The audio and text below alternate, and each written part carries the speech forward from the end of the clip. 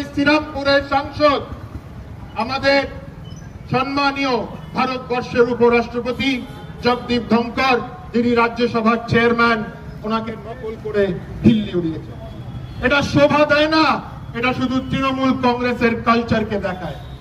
এক ছিল মহুয়া মৈত্র, ভারতবর্ষের ন্যাশনাল সিকিউরিটি নিয়ে ছেড়খাড় করলেন, পরিষ্কার হলেন, তারপরে আরেকজন সাংসদের। এগুলো মনে রেখে বিজেপি একটি রাষ্ট্রীয় দল, সবসময় মানুষের পাশে, মানুষের সাথে।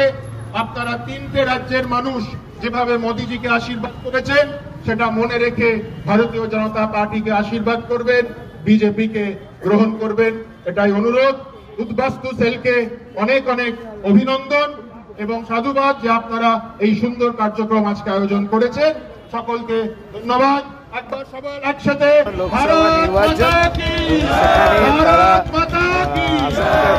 আপনি দাঁড়াতে পারেন, কি বলবেন? শ্রীরামপুরে আমাকে সারা বছর দেখা যায়।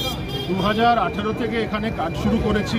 2021-এ পার্টি ভরসা করে আমাকে শ্রীরামপুর বিধানসভার প্রার্থী করেছিল এবং সবসময় আমাকে দেখা যায়। শুধু লোকসভা আসছে বলে আমি মাঠে আছি তাই না, আগামী দিন লোকসভায় যেই প্রার্থী হোক তাকে জেতাবার জন্য আমরা সবাই নামব, যতক্ষণ না এই জেলা থেকে, এই লোকসভা থেকে এবং 7টা বিধানসভা তৃণমূল শূন্য না হয়ে যায়।